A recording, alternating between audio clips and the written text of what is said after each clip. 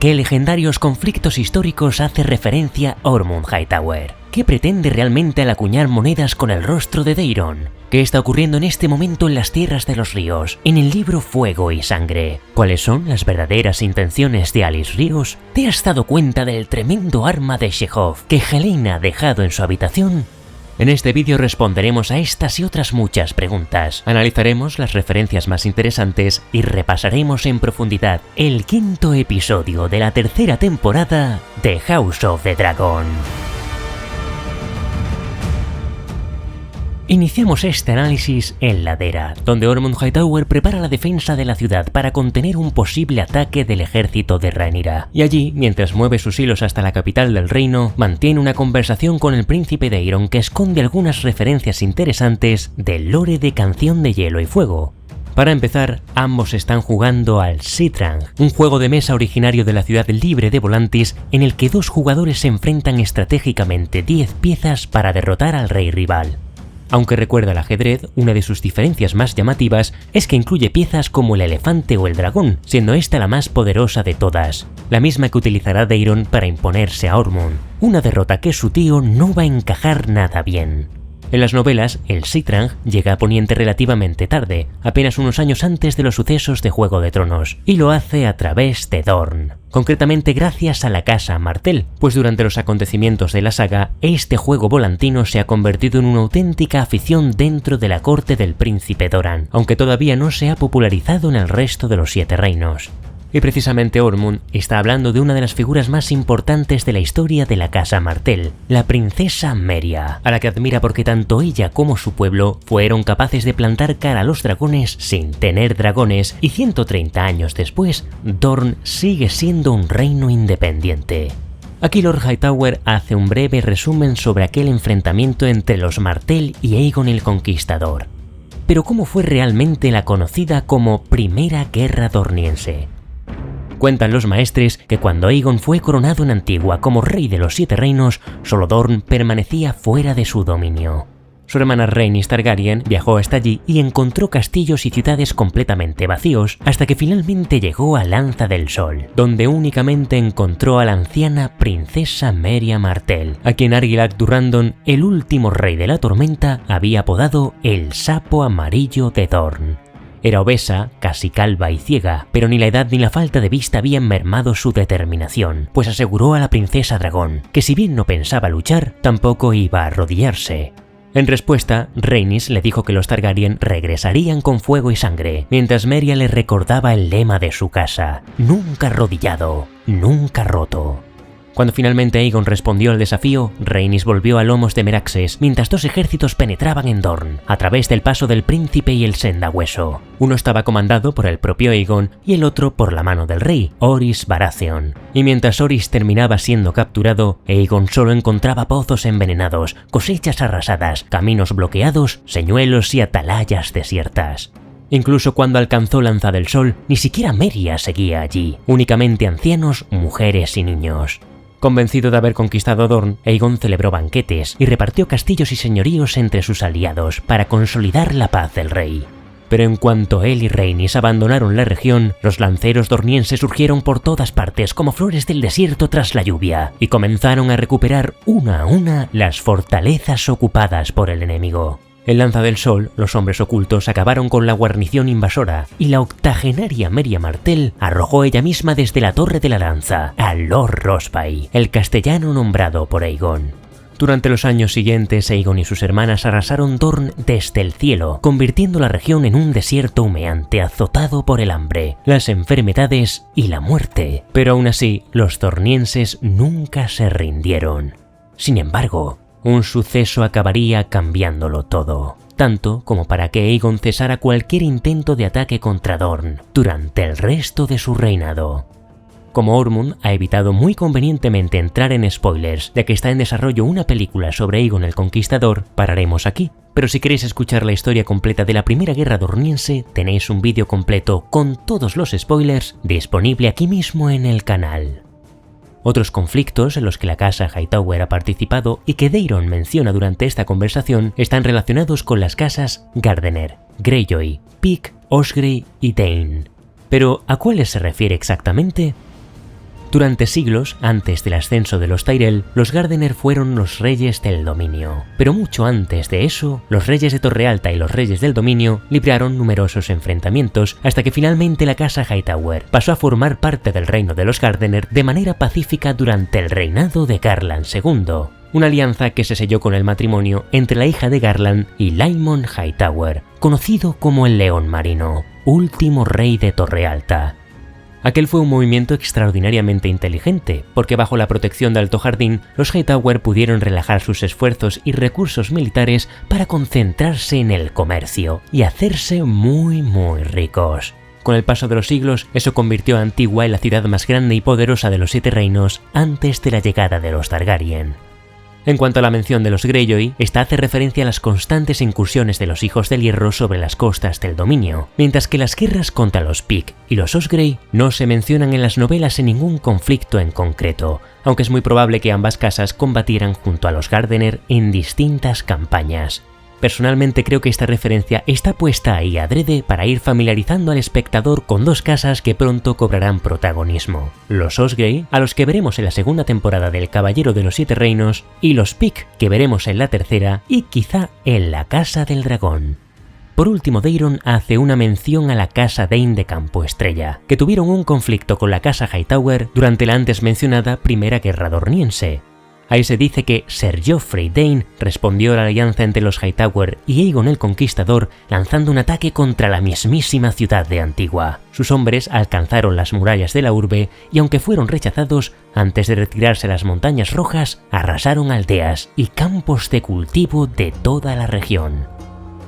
La escena concluye con un peculiar regalo de Ormund a Daeron, una moneda acuñada con su propia efigie como monarca. Emitir una moneda propia era una de las formas más claras de reivindicar la legitimidad de un rey, y esto ya lo vimos con Daemon I, Fuego Oscuro, y siglos más tarde con Robb Stark, cuando los Manderly de Puerto Blanco propusieron al rey en el norte y el Tridente hacer exactamente lo mismo, poner en circulación su propia moneda. Con esta en particular, Ormund usa una estrategia propia del mismísimo Napoleón, la propaganda, y por eso paga a los conspiradores de desembarco del rey con una moneda de oro que sabe que tarde o temprano será descubierta por los negros, pero que sirve para que dentro de la propia ciudad ya se hable del glorioso Daeron I, el rey que vendrá a salvarlos a todos de Rhaenyra la Cruel. Como hemos visto en estos episodios, el castillo de Ladera ha caído porque no contaba con un buen escudo defensivo, por eso igual os interesa lo que nos ofrecen los amigos de NordVPN, patrocinadores de este vídeo. Porque ya sabéis que navegar por internet sin proteger nuestros datos y privacidad es más arriesgado que ir a una boda en los 7 reinos, y aquí es donde puede ayudarnos NordVPN, una aplicación que combina su tecnología VPN de primer nivel con un antivirus de última generación listo para cuidar de tus dispositivos y tu privacidad. Así podrás pasear por la red como si te escoltase el mismísimo Daemon Targaryen. Sus herramientas de seguridad están diseñadas para impedir que los archivos maliciosos crucen las murallas de tu fortaleza, detectan tiendas falsas y bloquean rastreadores, espías, páginas fraudulentas, posibles estafas telefónicas, usurpadores al trono y enlaces de phishing que podrían robar tus datos y todo el tesoro real.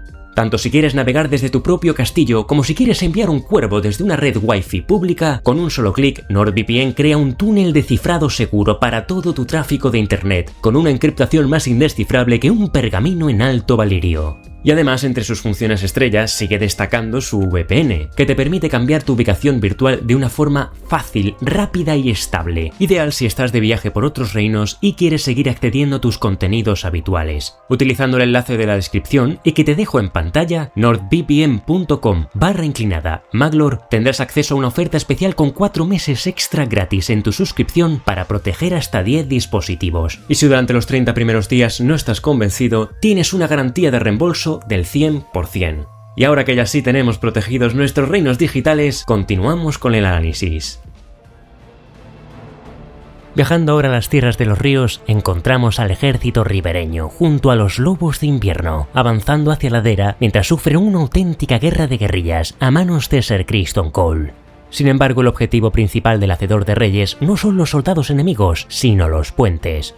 En las novelas de Canción de Hielo y Fuego, las crecidas provocadas por las tormentas otoñales, los vados inutilizados, los apeaderos destruidos y los puentes derribados condicionan constantemente la estrategia militar. Y desde Robb Stark, obligado a aceptar las condiciones de Lord Walder Frey para cruzar los gemelos, hasta Brienne y Podrick, que recorren kilómetros y kilómetros en busca de un paso seguro, o de un barquero que les permita cruzar un río, George R.R. Martin deja claro que los ríos son uno de los elementos más determinantes en los conflictos de esta región.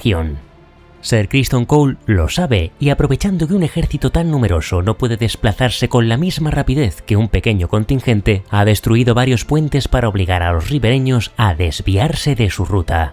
De hecho, cuando Oscar Tully encuentra un nuevo paso derribado, vemos que envía a Lord Piper a asegurar el siguiente punto de cruce, Septo de Piedra, una ciudad amurallada que, como podemos fijarnos en el mapa, se encuentra muy al oeste de la ruta hacia Ladera. Y todo parece indicar que los ribereños van a pagar a Sir Criston con la misma moneda, entorpeciendo su paso por las tierras de los ríos, tanto que cuando Cole llega a Septo de Piedra ve el puente destruido y deduce que los ribereños ya han logrado cruzar. ¿Pero es realmente así? ¿O quizá es un señuelo? ¿Ha podido un ejército de 40.000 efectivos llegar antes que ellos? ¿No será que en realidad han dejado a Sir Criston aislado y a merced de los lobos de invierno que, como sugiere Ser Roderick, van a ir a darles caza? En cualquier caso, en Fuego y Sangre, esta trama es algo distinta. Es Criston quien marcha hacia el sur para reunirse con el ejército de Ormund Hightower, mientras los ribereños y los lobos de invierno hostigan sin descanso su columna. Atacan a vanguardia y a los rezagados, provocando deserciones y rendiciones, menguando poco a poco sus fuerzas. En la serie, en medio de esta aventura suicida del Hacedor de Reyes, encontramos un detalle interesante cuando Wayne Hightower lo invita a vivir en la ciudad de Antigua y destaca las maravillosas vistas del faro de Torrealta. Y es que lo que dice Wayne no es una exageración. Torrealta es la construcción más alta de los 7 reinos y la torre más alta, valga la redundancia, del mundo conocido. Los habitantes de Antigua dicen que basta con observar su sombra para saber la hora del día, y hay quienes aseguran que, en los días claros, es posible divisar desde su cima nada menos que el lejano muro que protege las fronteras del norte. Muchos lectores creen que esto es geográficamente imposible y que solo se trata de una leyenda, aunque hay teorías que apuntan a que esa prodigiosa visión del faro de Antigua, que permite ver a largas distancias, no es solo por su altura, sino porque dentro de él quizá hay una vela de vidrio, que no son sino extrañas velas de obsidiana que permiten comunicarse con otras similares a medio mundo de distancia y concedían sueños y visiones de lugares remotos a través de montañas, mares y desiertos. El discurso final de Sir Criston Cole es toda una declaración de intenciones, pues lanza una plegaria a los 7 rostros de la fe y aquí incluye al desconocido, el rostro de la muerte, y son muy pocos los que le rezan al desconocido. Realmente solo lo hacen los condenados y los marginados, que es exactamente como se siente este pobre diablo. Como vemos, Criston Cole está dispuesto una vez más a buscar la muerte, repitiendo así lo que intentó en el 5º episodio de la primera temporada. Solo que aquella vez quería quitarse la vida a escondidas y ahora cierra el círculo buscando un final glorioso en el campo de batalla, uno digno de ser cantado por los bardos. Además, Criston confiesa que espera que esa canción llegue hasta Alicent, que es la misma mujer que en aquel primer intento de suicidio apareció para salvarle la vida. Por último veremos a Ser Wayne, que lo va a abandonar y pone rumbo a Ladera, pues al igual que muchos espectadores, ya se ha cansado de escuchar la canción del Hacedor de Reyes. Mientras tanto, en Harrenhal, 3 aspirantes a matapríncipes llegan en busca de la cabeza de Aemon Targaryen para reclamar la recompensa que Rhaenyra ha prometido, el señorío de Harrenhal. Aquí Alice Ríos habla de Harrenhoar, más conocido como Harren el Negro, el primer señor de esta fortaleza. Durante 3 generaciones, la casa Hoar no solo reinó sobre las Islas del Hierro, sino también sobre las tierras de los ríos. El tercero de aquellos reyes, Harren el Negro, dedicó nada menos que 40 años a levantar este mastodóntico castillo, el mayor de los 7 reinos, como un monumento a su propia figura. Ya hemos hablado en otras ocasiones de que para construirlo se talaron innumerables arcianos cuya madera sirvió para levantar sus vigas, y además murieron miles y miles de esclavos, cuya sangre, según las leyendas, fue mezclada con la argamasa que une las piedras de sus muros. Hace tiempo que sostengo la teoría de que cuando estos elementos fueron quemados por fuego dragón, el proceso se convirtió en un inmenso ritual de magia de sangre, que hizo que ahora el castillo haya quedado maldito, y quizá esa sea la misma magia de la que ahora se nutre un personaje como Alice Ríos. Aquí la vemos convocando a esa horda de murciélagos que, según dicen, suele vivir en el último piso de la Torre Aullante, y es un animal que más tarde sería tomado como blasón por futuros señores de la fortaleza, como la Casa Lodson o la Casa Gwent. En esta escena resulta desconcertante que Alice se refiera a Rhaenyra como la ingrata reina, una clara alusión de que Daemon desoyó su petición para nombrarla señora del castillo, y sin embargo no aprovecha la oportunidad para acabar ella misma con Aemon, entregue su cabeza a la Reina Negra y reclame su recompensa. Esto nos lleva a preguntarnos, ¿qué pretende esta bruja? Aquí vemos que Alice mantiene con vida a Aemon con un propósito que todavía desconocemos y además ha creado una falsa narrativa sobre los acontecimientos, difundiendo el rumor de que el príncipe ha abandonado Harrenhal. Ya se lo insinuó a Ser Criston Cole en el episodio anterior, y puesto que es ella quien controla el castillo y recibe contesta a los cuervos, todo apunta a que ha hecho creer al reino que es el propio Aemon quien monta a Vhagar y está devastando las tierras de los ríos. Ha despistado a Rhaenyra, a Ormund y a Criston Cole, y aquí la vemos tejiendo junto al príncipe tuerto, como si ella misma fuera la que ahora estuviera tejiendo el intrincado telar de acontecimientos que vemos en la intro. ¿Qué ocurre aquí en estos momentos en las novelas? Según los cronistas de la danza, Aemon y Vhagar, en lugar de regresar a Desembarco del Rey, emprendieron una campaña de devastación sobre las tierras de los ríos, convirtiendo la región en un auténtico infierno, para que Rhaenyra sacase a sus dragones de la capital. Arrasaron campos, aldeas y tierras de los señores ribereños. La primera víctima fue la casa Darry, a la que probablemente pertenezca Wendish Town, una aldea que en este episodio ha sido mencionada en varias ocasiones como uno de los lugares destruidos por Vhagar. Después de los ataques a la casa Darry, Vhagar y Aemon cayeron sobre Aldea de Lord Harroway, Molino del Señor, Hebilla Negra, Lago Barro, Vado Puerco, Bosque Araña, Sauce Viejo y Sauce Blanco, el Torreón de Hob y muchas otras poblaciones, hasta alcanzar Cabeza de Piedra, a los pies de las Montañas de la Luna. Una tras otra fueron consumidas por las llamas, hasta el punto de que media región parecía haber sido reducida a cenizas. Decían que Vhagar siempre desaparecía antes de que llegaran sus perseguidores, que en Fuego y Sangre eran Daemon y la Semilla de Dragón Ortigas, mientras que en la serie ese papel lo desempeñan Adam y Baela. Y cuando estos alcanzaban las aldeas arrasadas, los supervivientes nunca se ponían de acuerdo en qué dirección había volado la dragona. En la serie, sin embargo, es Vhagar quien parece estar llevando a cabo estos ataques completamente sola. Da la impresión de que actúa por iniciativa propia, aunque todavía desconocemos si mantiene algún tipo de conexión con Aemon, ya que Alice dice que igual podría estar asustada, igual que él. O no sabemos si incluso existe alguna magia vinculada a Harrenhal que esté influyendo en el comportamiento de la dragona. Aquí finalmente vemos a Aemon, que despierta atormentado. Si escuchamos con atención, podemos oír primero los gritos de Aegon cuando fue abrasado por Vhagar y después su risa burlona cuando encontró a Aemon con Sylvie en el burdel. Dos momentos clave de su tormento, que dejan aflorar el sentimiento de culpa por lo que le hizo, el rencor por sus insultos y la envidia por ocupar el lugar de hijo predilecto de Alicent. Además, parece completamente aterrado por la profecía de Helaena, quien a final de la temporada anterior predijo su muerte. Y en este episodio, ahora ella confiesa a Alicent que ha visto a Aemon ardiendo, pero sin fuego, una frase que probablemente haga referencia al infierno mental en el que el príncipe parece encontrarse, y que no deja de ser una metáfora del lugar donde está, un lugar aún maldito por las llamas, que hace tiempo que se extinguieron. Al mismo tiempo empieza a forjarse una inquietante relación entre el príncipe tuerto y la bruja de Harrenhal. Aquí Alice parece ocupar poco a poco el vacío que ha dejado Alicent, convirtiéndose en una nueva y perturbadora figura materna. Y teniendo en cuenta quién es Alice Ríos y el frágil estado mental de Aemon, solo los dioses saben en qué perversidad acabará transformándose ese vínculo. En Reposo del Grajo, Aegon también vive atormentado por el recuerdo de Aemon, envidiando sus cualidades y el trato de favor que, según él, siempre recibió de Alicent. Completamente cegado por su deseo de vengar su intento de asesinato, toma una decisión que no tiene ningún sentido: partir hacia Wendish Town, Harrenhal o donde quiera que se encuentre su hermano para enfrentarse a él. Traducción: relleno. pero un relleno que merece la pena por el guantazo de realidad que le da Larys Strong, con un discurso que resume a la perfección quién ha sido Aegon Targaryen toda su vida. Un príncipe que nació con todos los privilegios, pero los despreció holgazaneando, abusando de las mujeres que quiso, entregándose a la bebida y rodeándose de aduladores. Un estudiante mediocre y un espadachín del montón, pese a haber recibido la educación de los mejores maestres y caballeros del reino. Y llegado a este punto, ¿qué queda en la serie de Aegon de Fuego y Sangre? ¿Es realmente como lo describe Larys? Físicamente se dice que se parecía mucho a Viserys, ambos iban afeitados salvo en el bigote, aunque en el caso de Viserys era espeso y en el de Aegon algo más lampiño.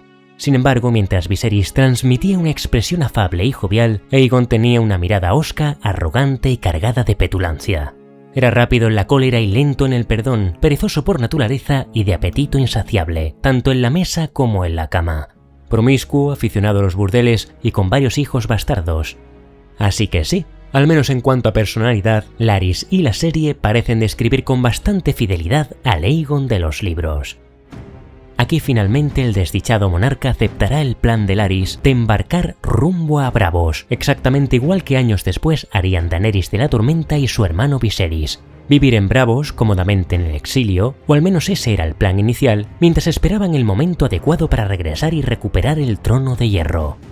Sin embargo, la llegada de Ser Tywin Lannister pone en duda ese plan. El antiguo consejero de la moneda de Aegon, que ha pasado milagrosamente de hundirse con toda la armadura en las aguas del estrecho de Rocadragón, a aparecer sano y salvo en reposo del Grajo, gracias, supongo, a las corrientes que lo empujaron hasta allí con su armadura flotante, a algún barco traidor que aceptó como pago las monedas que llevaba en los bolsillos de su coraza, o quizá a las mismas tortugas marinas que llevaron a Corlys Velaryon hasta la playa, nos dice lo siguiente: venid conmigo a Rocacasterly. ¿Para qué vais a ir a Braavos?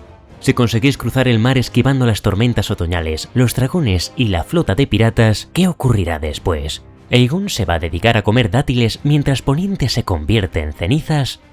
Para mí esa frase no es sino una referencia a una broma habitual entre los lectores de Canción de Hielo y Fuego, pues durante buena parte de Danza de Dragones, el quinto libro de la saga, Daenerys pasa toda la novela gobernando Meereen, y George Martin menciona una y otra vez que la reina dragón está comiendo dátiles, mientras Poniente se desangra con la guerra de los 5 reyes, y los lectores no paran de preguntarse ¿cuándo demonios va a poner rumbo a los 7 reinos?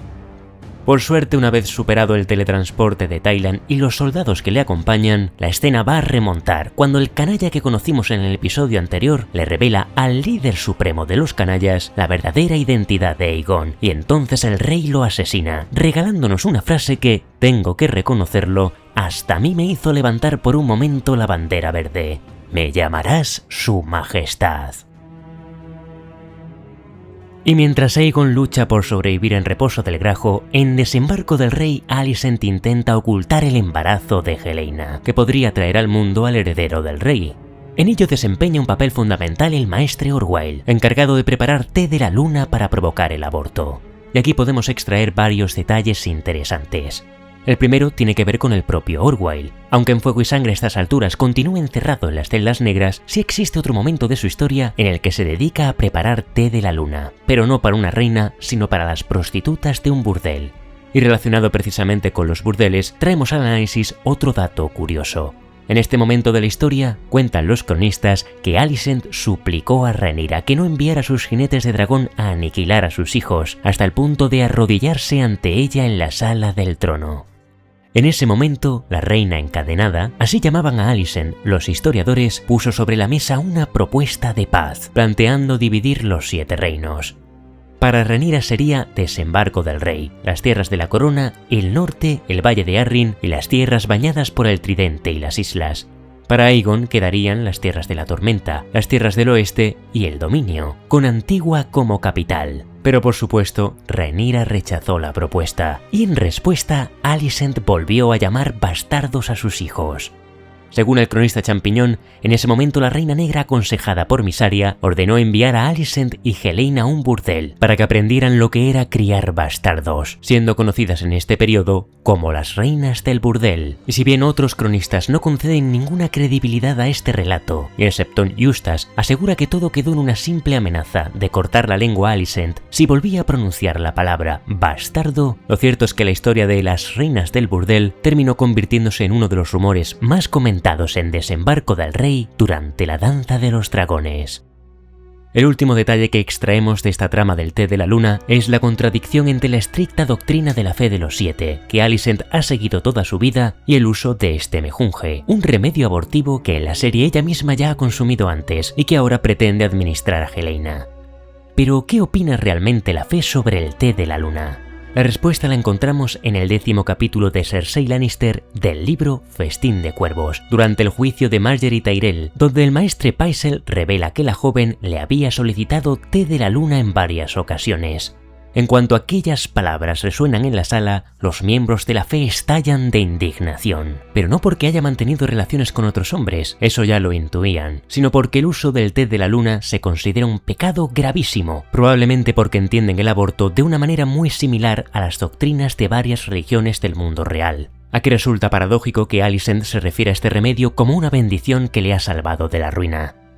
Del mismo modo, el hecho de que venda su colgante con la estrella de 7 puntas para comprar su vida simboliza el progresivo distanciamiento de este personaje con sus creencias, pues había hecho de la fe uno de los principales pilares de su vida. Antes la veíamos yendo al septo a rezar, incluso hasta por la muerte de Luke, pero esas visitas ya han cesado y ahora es una Targaryen, Rhaenyra, los supuestos impíos extranjeros del este quienes visitan el septo.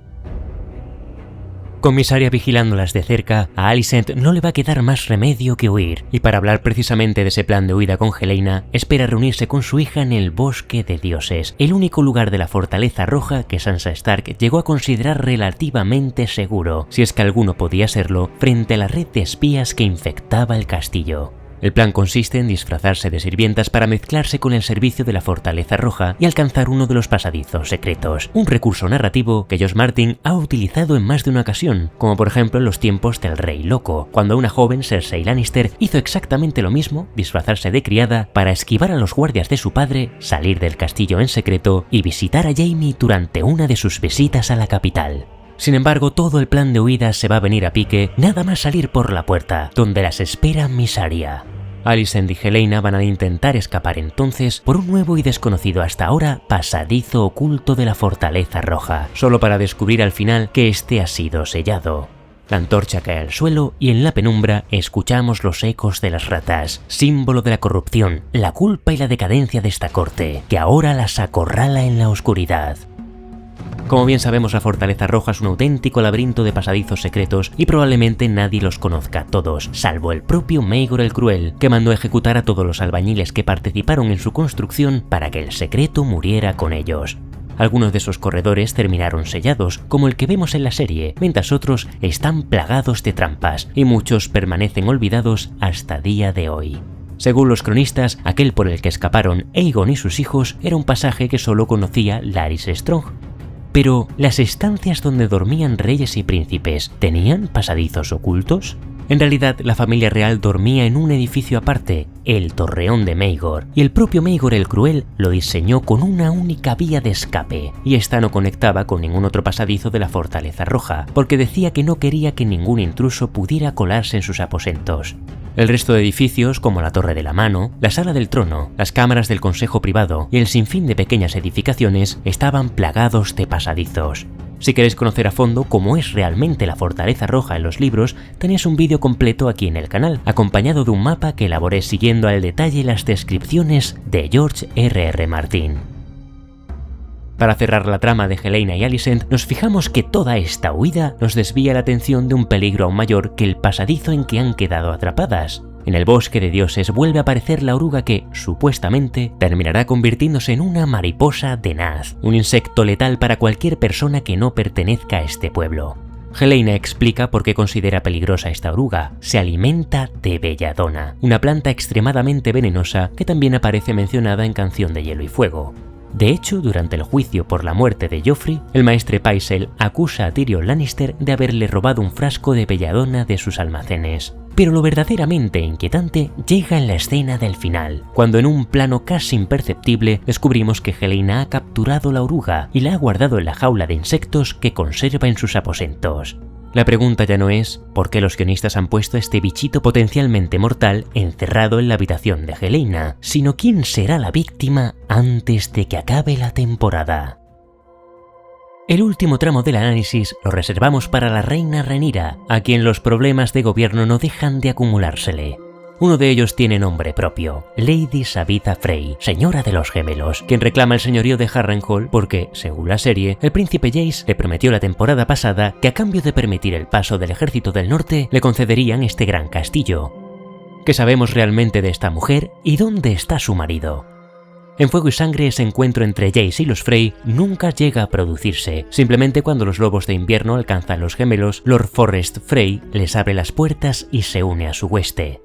¿Cuál es el motivo? Se dice que a Lord Forrest lo apodaban el Loco porque siendo joven llegó a pedir abiertamente la mano de la princesa Rhaenyra. Así que algunos cronistas creen que apoyó a la Reina Negra porque seguía enamorado de ella. Pero sea cuales sean los motivos, lo cierto es que este caballero valeroso, así lo definen, participó en la batalla de la orilla del lago, la afamada Carnada para peces, donde finalmente encontró la muerte. Su viuda, Lady Sabitha Frey, natural de la casa Vypren, vasalla de la casa Frey, es descrita como una mujer temible, valiente, de lengua afilada y extraordinariamente codiciosa. Tan aficionada a matar hombres como a besar mujeres, decía el cronista Champiñón, rey del salseo. En este punto de la danza de los dragones, Lady Frey aprovecha que Aemond y Ser Criston Cole han abandonado Harrenhal para apoderarse del castillo sin oposición, porque allí solo va a encontrar a una persona, Aerys Ríos. Sin embargo, pocos días después, Aemond regresa a lomos de Vhagar, calcinando a su paso a 6 caballeros y 40 hombres de armas que intentaron acabar con la bestia. Lady Sabitha consiguió salvar la vida escondiéndose en una letrina, hasta que finalmente logró escapar del castillo maldito y poner pies en polvorosa rumbo a los gemelos. Otro de los baches de Rhaenyra es su relación con Baela. La prometida de Jace también está muy afectada por su muerte y sin embargo, la reina parece responsabilizarla en parte de lo sucedido. Hasta ahora apenas hemos hablado de ella en estos análisis, así que este es un buen momento para conocer cómo era la Baela de Fuego y Sangre y qué estaba haciendo durante esta etapa de la danza de los dragones. En las novelas, Baela permanece en este momento en Rocadragón, aunque se pasa buena parte del tiempo viajando hasta Marcaderiva a lomos de danzarina lunar, a la que había montado por primera vez poco después de que Rhaenyra conquistara el trono de hierro. Con apenas 14 años, los maestres las describen como una muchacha aventurera, indómita y caprichosa, más hombruna que femenina y muy hija de su padre. Aunque era delgada y de baja estatura, no conocía el miedo y vivía para el baile, la cetrería y la equitación. De niña recibió numerosos castigos por pelear con escuderos en el patio de armas, pero al crecer empezó a mostrar un interés distinto por ellos, y poco después del traslado de la corte a Desembarco del Rey, fue sorprendida permitiendo que un pinche de cocina le metiera la mano bajo las faldas. Sir Robin Queens, castellano de Rocadragón, montó en cólera y casi llega a cortarle la mano al muchacho, de no ser por las lágrimas y súplicas de Baela. Tras aquel incidente, Sir Robert escribió a Daemon una carta que decía lo siguiente: «Es demasiado aficionada a los mozos, debería casarse cuanto antes, no vaya a ser que entregue su virginidad a alguien indigno de ella». Y ese parece ser precisamente el temor de la Baela de la serie, convertirse en una simple moneda de cambio para sellar alianzas y aliviar la delicada situación de la corona, al mismo tiempo que parece forjar una relación cada vez más estrecha con Adan de la Quilla, su tío bastardo y compañero en la búsqueda de Aemond y Vhagar por las tierras de los ríos. ¿Se quedará ahí esa relación o están preparando algo más para los próximos episodios? Y mientras Rhaenyra parece obcecada en encontrar a Aemond, Daemon se centra en lo que más amenaza ahora la seguridad de la Fortaleza Roja, los disturbios que sacuden Desembarco del Rey y, sobre todo, la campaña de asesinatos contra la guardia de la ciudad, organizada por los agentes de Ormond Hightower. Durante la reunión del consejo privado, el príncipe canalla menciona que la noche anterior hubo una confrontación en la Puerta del Dragón. ¿Por qué precisamente ahí? porque junto a esa puerta se encuentra uno de los principales cuarteles de los Capas Doradas. Los ciudadanos acuden hasta allí para protestar por los abusos cometidos por la guardia de la ciudad, al mismo tiempo que los conspiradores comienzan a asesinar a los Capas Doradas de forma clandestina, informando de todos sus movimientos a Lord Ormond, y no lo hacen con cuervos, sino mediante palomas mensajeras. Quizá alguien se haya preguntado aquí, ¿existían realmente las palomas mensajeras en Poniente? Pues aunque los maestres siempre prefirieron los cuervos, es cierto que las palomas también podían enviar mensajes, pero como no era algo común, no estaban adiestradas para ello. Y de hecho se dice que el rey Baelor el Santo intentó sustituir todo el sistema de mensajería del reino, cambiando los cuervos por palomas, pues estaba fascinado por el simbolismo religioso que esta ave tenía con la fe de los 7. En respuesta, la ciudadela de Antigua estudió la propuesta, pero terminó calificándola como una completa insensatez. E incluso el maestre Walgrave escribió un tratado sobre este asunto, titulado A las negras palabras veloces, defendiendo la superioridad de los cuervos. La discusión sobre cómo responder a estos asesinatos también comienza a abrir una brecha entre Daemon y Rhaenyra, patente tanto en las reuniones del Consejo como durante su visita al Septo, donde ambos recurren al Alto Valirio para evitar que los espías de la fe comprendan su conversación. «Eres Daemon Targaryen, el audaz y el astuto», le dice la reina, protagonista de 1000 canciones aduladoras, y sin embargo, aquí estás siendo superado. Esa frase resume perfectamente el momento que atraviesa Rhaenyra Targaryen, a quien la presión de las circunstancias está nublando el juicio, y eso está empezando a quebrar todas las relaciones sobre las que había construido su gobierno. Se distancia de Baela, de Corlys, de Daemon y ni siquiera encuentra tiempo para recibir al pequeño Joffrey. E incluso llevada por el rencor y la frustración, sustituye a alguno de sus colaboradores más cercanos por hombres prácticamente desconocidos como Torren Manderly, o incluso vuelve a confiar en antiguos enemigos como el maestre Orwyle, debilitando poco a poco los cimientos de su propio reinado. Con el orgullo herido, Daemon responde como mejor sabe hacerlo, liderando a sus hombres, dándoles un discurso cargado de promesas de riqueza y recompensas, que si bien va a devolverles la moral y les empuja a cazar a los conspiradores, de nada va a servir, pues Rhaenyra lamentablemente tiene razón, y su rival siempre parece ir un paso por delante. La prueba definitiva llega al final del episodio cuando Ser Luthor Largent y varios de sus sargentos aparecen asesinados en una macabra representación dentro de su propio cuartel. Como vemos con esta conspiración en Desembarco del Rey, Ormund está utilizando una estrategia inspirada en la historia de Meria Martell. A Rhaenyra se le han abierto las puertas del castillo y ahora cree que el gobierno es suyo, tal y como le sucedió a Aegon el Conquistador, en Lanza del Sol. Pero en cuanto se ha dado la vuelta, los enemigos están saliendo de sus escondites, asesinando a los invasores, y ahora han acabado con la vida del mismísimo comandante de los Capas Doradas. En Fuego y Sangre, Ser Luthor también encuentra la muerte, aunque de una forma muy distinta. En la novela, mientras intenta contener a una multitud congregada en la Plaza del Zapatero para escuchar a un predicador que incita al pueblo contra Rhaenyra, sus 500 hombres son completamente superados por una muchedumbre de más de 10.000 personas. Derribado de su caballo, Largent es apuñalado y golpeado hasta morir, y cuando recuperan su cadáver al día siguiente, su cabeza está tan destrozada que solo consiguen identificarlo por su enorme tamaño. El último detalle que nos deja el episodio es ese cuadro grotesco que forma el Festín de los Traidores, que parece inspirado en una escena de Fuego y Sangre protagonizada por Ser Criston Cole durante su desesperada marcha hacia el sur. En un momento del camino, sus exploradores se encuentran literalmente con siniestros retablos de cadáveres con armaduras sentados bajo los árboles, vestidos con pútridas galas en una grotesca parodia de festín.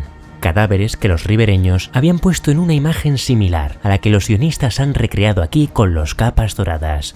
Pero lo inquietante de la escena es que esto no ha ocurrido en un barracón cualquiera, sino en el principal cuartel de la Guardia de la Ciudad, que como dijimos en el episodio 2, está situado nada menos que dentro de las murallas de la mismísima Fortaleza Roja, augurando que los asesinatos y conspiradores están más cerca de lo que Rhaenyra imagina.